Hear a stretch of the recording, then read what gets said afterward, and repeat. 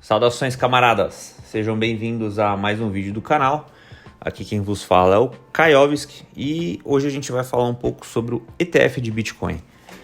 Como vocês já devem saber, o ETF foi recentemente aprovado, muita gente está falando bem, muita gente está falando mal. E nesse vídeo eu tenho a tarefa auspiciosa de tentar definir se o saldo final é positivo, negativo, vou dar minha opinião e também vou dar um pitaco aqui sobre como eu acho que a gente pode tomar proveito disso. Então, primeiramente, vamos discutir o que é o tal do ETF, né? ETF é uma sigla que significa Extended Traded Fund, o que praticamente não explica muita coisa, né? Mas eu vou explicar aqui de uma forma mais didática. O ETF, basicamente, ele é um veículo, uma ferramenta que o mercado criou para que as pessoas possam comprar ativos de forma indireta. Ou seja, vamos lá, vou te explicar qual a vantagem disso. Você tem gestoras de ETF, como a BlackRock, a Vanguard, a Fidelity, etc. Elas criam esse ETF, ele é negociado na bolsa como se fosse uma ação qualquer. Você procura pelo nome do ETF, o ticker, né, do ETF na bolsa. Você faz a compra desse ETF, só que o ETF, pelo fato dele ser entre aspas, uma compra indireta, quem faz a gestão dos ativos ou do ativo que esse ETF tem que comprar, tem que se posicionar, quem faz toda essa gestão é a gestora do ETF. E com isso você tem várias vantagens. As principais são para investidores institucionais, ou seja, multibilionários, fundos de pensão americanos, etc. Por quê? Vamos supor que eu sou gestor de um fundo de pensão. Eu tenho bilhões e bilhões de dólares sobre a minha gestão. E eu preciso abrir uma posição no Brasil, por exemplo. E essa posição no Brasil é uma posição, obviamente, muito arriscada. Então, às vezes, é, sei lá, 0,5% do fundo, 0,4% do fundo. Só que, como são bilhões e bilhões de dólares, qualquer papel no Brasil que eu fosse fazer entrada, comprar isso no mercado, ia fazer o preço disparar. Não tem vendedores suficientes para que eu consiga abrir essa posição, entendeu? E o pior, não tem gente comprando o suficiente para eu conseguir vender minhas posições caso eu precise vender, entendeu? E o pior de tudo é que se você for ver o tamanho do mercado brasileiro, um Google é maior que toda a bolsa brasileira. Uma Apple é muito maior que a bolsa brasileira. Uma Microsoft é bem maior que a bolsa brasileira inteira.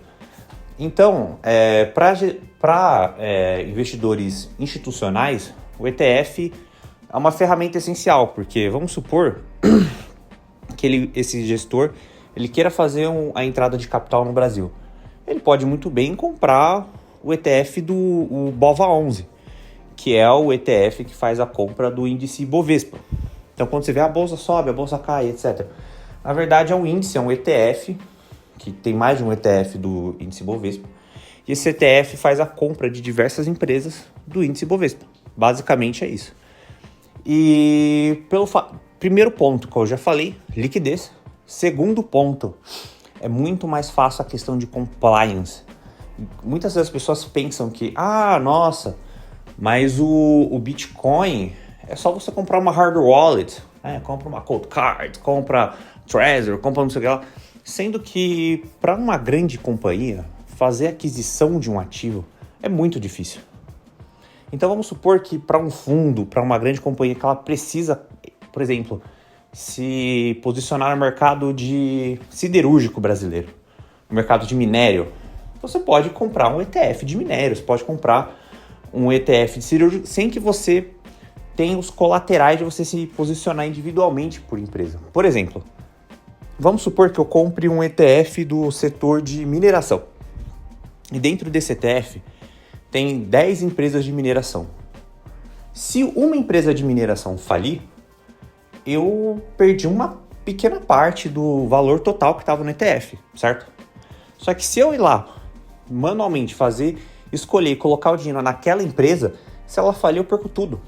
Então o ETF acaba sendo uma forma de, além de diversificação, acaba sendo um instrumento muito poderoso para mitigar riscos, né?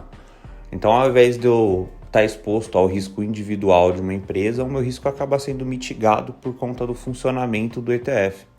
A mesma coisa ocorre, por exemplo, no mercado imobiliário. O fato de você adquirir um imóvel é muito complicado. Você pode ter problemas com vizinhos, com inquilinos, com acessibilidade, com segurança, etc. Mas mesmo assim você quer investir no setor imobiliário. Então você vai lá e compra um ETF que diz respeito, que tem correlação com o setor imobiliário. E você pode colher os frutos do mercado imobiliário sem diretamente ter que se expor a ele. Beleza? Então acho que deu para vocês entenderem mais ou menos quais as funções, para que serve o tal do ETF. Agora vamos para o que realmente interessa. Risco do ETF de Bitcoin número 1. Eu acredito que a capacidade de manipulação de mercado. Eu acredito que vocês já tenham visto algumas pessoas falando sobre isso, mas esses mega fundos multibilionários, trilhardários, eles têm muito dinheiro. E eles têm N ferramentas para fazer manipulação de preço. Tá? Então, eles fazem spoofing, ou seja, ordens falsas no book de ofertas para diminuir ou para aumentar o preço. Eles criam ordens icebergs. Como todo mundo que mexe com Bitcoin, mexe com cripto sabe, é um mercado extremamente sensível a notícias. E esses caras vão lançar notícias falsas para que os possuidores fracos, para que as pessoas que se posicionaram no topo do mercado acabem tendo que liquidar suas posições. Eles vão descarregar quantidades gigantes de Bitcoin no mercado, de forma artificial muitas vezes, com o intuito de fazer manipulação de preço. Isso vai acontecer e não tem muito que a gente possa fazer contra isso. A não ser, primeiro, não vender os Bitcoins. Hold. Óbvio que você pode ter sim uma estratégia pessoal de liquidação, né? De acordo com alguns indicadores, se o Bitcoin está muito sobrevendido, etc e tal, mas é algo pessoal seu, tá? Zerar posições, tipo, largar a faca e o queijo na mão deles, nunca. Mas esse primeiro risco, eu não acho que é um risco, eu acho que é uma realidade, isso vai acontecer, se já não está acontecendo, tá? Segundo ponto, que foi veiculado como algo negativo por aí, tá? Que é o fato de não existir a opção de saque do Bitcoin para autocustódia. O que vai acontecer é que caso você queira fazer o saque, você vai receber dólares americanos na sua conta. Eu não acho isso negativo. Não acho isso negativo porque das duas ou uma, tá? Quem efetua a compra desse ETF de Bitcoin, primeiro, boa parte vão ser grandes corporações, empresas, fundos de pensão, etc., que não tem capacidade, que não tem uma estrutura de compliance, de auditoria para fazer a custódia desses Bitcoins, entende?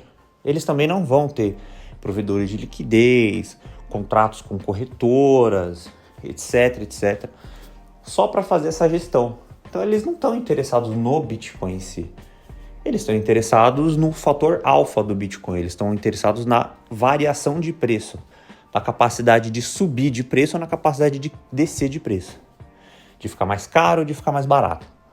Esse primeiro público não está interessado, então para eles o melhor mesmo é que eles recebam dólares americanos. Terceiro ponto, os ETFs de Bitcoin estão trazendo bilhões de dólares para o mercado. Isso é excelente.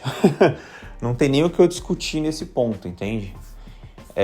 No primeiro dia de negociação foram negociados 4 bilhões e meio de dólares.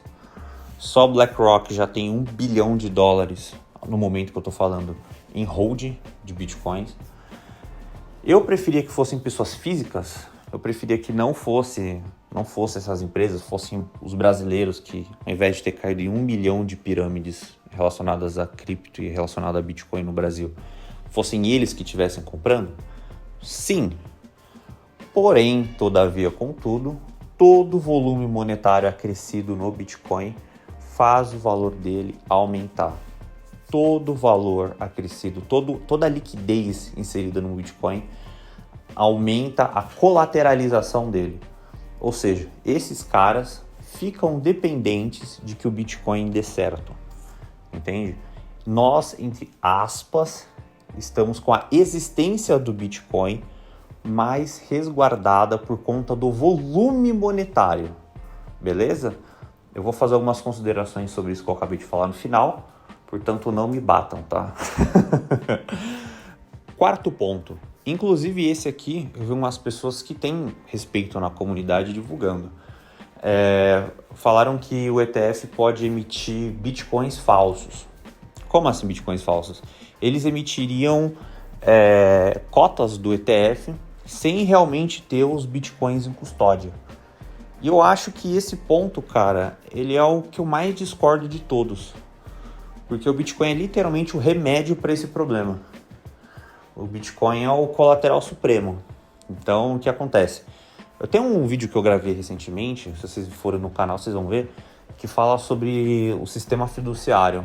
Mas nesse vídeo eu não falo sobre como surgiu no Ocidente. No Ocidente, na época do metalismo, o ouro era a principal moeda de troca. Só que o ouro tem alguns problemas associados a ele. O ouro é um metal denso, pesado, é difícil de guardar, ele ocupa espaço. Então o que as pessoas faziam? Elas guardavam o ouro em bancos, o banco guardava esse ouro e elas davam um papelzinho para elas, que era uma espécie de vale-ouro. Era um certificado que ela tinha a propriedade daquela quantia de ouro no banco. Só que o que o banco criminosamente fazia? Ele emitia mais papéis, ele emprestava, entre aspas, ouro, ele emitia mais papéis do que ele tinha de reservas de ouro dentro dos cofres. E como era de se esperar, isso ocasionou diversos problemas, porque as pessoas simplesmente não tinham a possibilidade de verificar as reservas de ouro que o banco possuía. Entenderam? Então, por que eu afirmo categoricamente que o Bitcoin é imune a isso? Ele é imune à fiduciarização do dinheiro. Eu gostei desse termo que eu inventei, fiduciarização. Por que o Bitcoin é imune a isso? Porque diferente do ouro, em que você tem um cofre com toneladas de ouro e que é feita uma auditoria nele, a auditoria é feita por amostragem, não é verificado 100% do ouro que está lá. Pegou alguns lotes, é feita a análise para ver pureza, tamanho, peso, etc., a composição, mas não é impossível, é inviável fazer a análise de tudo. Então a possibilidade de ter uma inconsistência ou de ter uma fraude é alta. O Bitcoin é o antídoto para esse veneno, é o antídoto para fraude. Por quê? Porque o Bitcoin, além de ser livre, ele é publicamente verificável. Diferente do ouro, todo mundo pode verificar o saldo das carteiras dos fundos. Ah, mas o fundo pode alavancar, não sei o quê.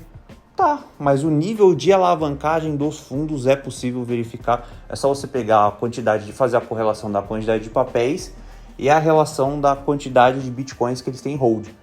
Ah, mas talvez eles possam mentir que a carteira que eles divulgaram não é deles. Eles podem provar publicamente que a carteira deles, assinando uma mensagem provando que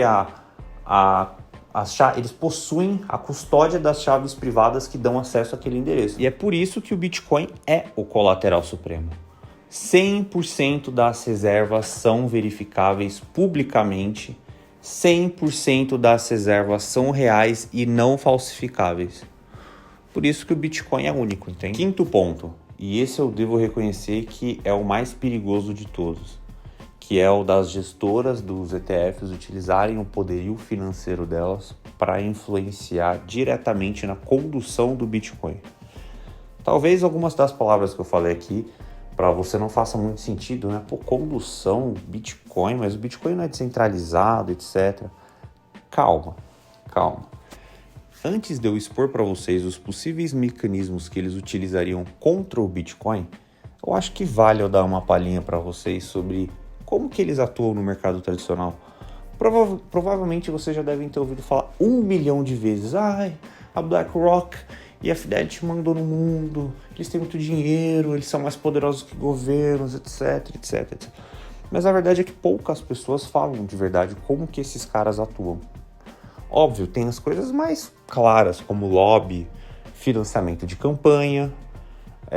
Eles conseguem, ex-funcionários de alto escalão dessas empresas tomam vagas dentro dos órgãos reguladores, dentro do governo e etc. Só que o meio mais eficaz que eles utilizam para impor pautas, impor agendas a nível global é o poder de voto.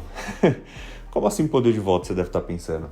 Se você lembra o que eu falei no começo do vídeo, o que é um ETF, você deve ter entendido que as pessoas compram um papel que é emitido por uma dessas gestoras de ETFs e a gestora de ETF compra a ação para a pessoa. É uma compra, entre aspas, indireta. Só que o que acontece? Quando você compra uma ação, você vira um acionista minoritário. E como acionista minoritário, você tem um poder de voto proporcional à quantidade de ações que você tem, certo? Só que quando você compra um ETF, você abdica do poder de voto. E quem utiliza o poder de voto no seu lugar é a BlackRock, é a Fidelity. São esses grandes gestores de fundos, certo? E como essas gestoras recebem dinheiro de todo mundo, elas têm um grande poder de voto dentro das empresas. E com isso elas conseguem fazer grandes indicações para o conselho de administração das empresas. Talvez vocês não saibam, mas na maioria das empresas, o CEO é só um funcionário. Tanto que é por isso que ele vira e mexe trocado pelas empresas. Quem realmente manda na empresa é o chairman junto com o conselho administrativo da companhia, que são efetivamente os donos da empresa, entende? O CEO, quando ele não é o fundador e tem uma quantidade muito alta de ações, ele muitas vezes não tem tanto poder ou não tem poder nenhum dentro do conselho de administração da empresa. Então, basicamente, as pessoas delegam o poder para essas companhias e elas, tendo esse poder, elas utilizam esse poder que foi delegado a elas da maneira que mais interessa para elas, impondo agendas, impondo políticas, criando regulações, etc. E a primeiro momento pode até parecer que o Bitcoin seria imune a esse tipo de ataque, né? Ele não possui uma estrutura administrativa como as corporações, ele é imune à política monetária governamental, só que existem alguns pontos, existem alguns agentes no Bitcoin que com certeza eles vão tentar coagir, eles vão tentar cooptar para atuar ao favor deles. Então acredito que o primeiro e mais claro seria o corpo de desenvolvedores do Bitcoin. Eles são diversos no mundo todo, existem diversas conferências, mas eles vão começar a financiar os desenvolvedores para que os desenvolvedores passem a fazer propostas que atendam aos requisitos que eles querem. Talvez uma atualização do Bitcoin com QIC, talvez um campo novo nas transações para que seja possível linkar quem fez a transação. É totalmente possível, entende? Talvez uma nova função para acessar uma segunda camada que tenha QIC. São diversas coisas que eles podem sim e eles vão fazer. Eles vão tentar fazer esse tipo de proposta. Óbvio, o corpo, a comunidade do Bitcoin, a comunidade de desenvolvedores do Bitcoin, ela é muito coesa em relação a princípios, em relação à ética, mas mesmo que eles não cedam aos esforços dessas grandes corporações, existe um outro quesito. As grandes corporações, elas simplesmente vão passar a formar desenvolvedores deles. Eles vão financiar desenvolvedores próprios para fazer esse tipo de proposta para o Bitcoin, entende? E o que acontece é que eles vão criar uma BlackRock Bitcoin University. Bitcoin Master's Degree by Fidelity. Eles vão inventar esse tipo de coisa, entendeu? É inevitável, entende? Eu não sei exatamente em quanto tempo vai acontecer, se vai ser daqui 10 anos, se vai ser daqui 5 anos, mas vai acontecer. E com isso eu não acho que vai ser o fim do Bitcoin, eu acho que provavelmente vai ser o fim deles. Atualmente, os maiores possuidores de Bitcoin são indivíduos privados, não são corporações, entende? Então a estrutura para resistir, para vencer essa guerra é muito simples. Comprem e calem a boca. É só isso. Comprem Bitcoin e calem a boca. Compre Bitcoin e calem a boca. Compre Bitcoin e calem a boca. Simples assim. Compra e não vende.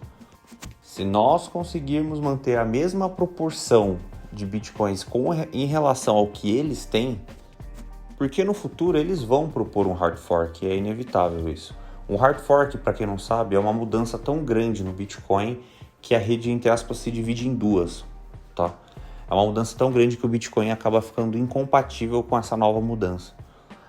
O que acontece é que se nós mantivermos essa mesma proporção, quando vier o hard fork, a gente vai pegar as moedas do Bitcoin fake, do Bitcoin da BlackRock, vai dumpar neles, a gente vai vender no mercado, vai embolsar o dinheiro e vai comprar o Bitcoin e a gente vai ficar mais rico do que antes. Ou seja, a gente vai surfar a onda de liquidez do dinheiro deles que eles estão trazendo para o Bitcoin e depois a gente vai financiar as nossas próprias iniciativas. Isso vai ser o fim deles. Eles vão financiar a BlackRock Bitcoin University. A gente vai fundar as nossas próprias universidades, os nossos próprios hospitais, as nossas próprias academias. E esse definitivamente vai ser o fim deles. E aí, todos nós vamos estar um passo da hiperbitcoinização. E esse foi o vídeo. Obrigado pessoal que assistiu até aqui, para quem se inscreveu, muito grato. E se vocês puderem postar esse vídeo nos grupos de Telegram, no Twitter, eu agradeço, viu? Esse vídeo deu um baita trabalho que eu tive que regravar umas 2 vezes por uns problemas técnicos que eu tive aqui, tá? Mas em breve a série Bitcoin para Bocós vai estar de volta. Eu já tô trabalhando no segundo vídeo e logo ele sai, viu? Então é isso, pessoal. Fiquem com Deus e tchau, tchau.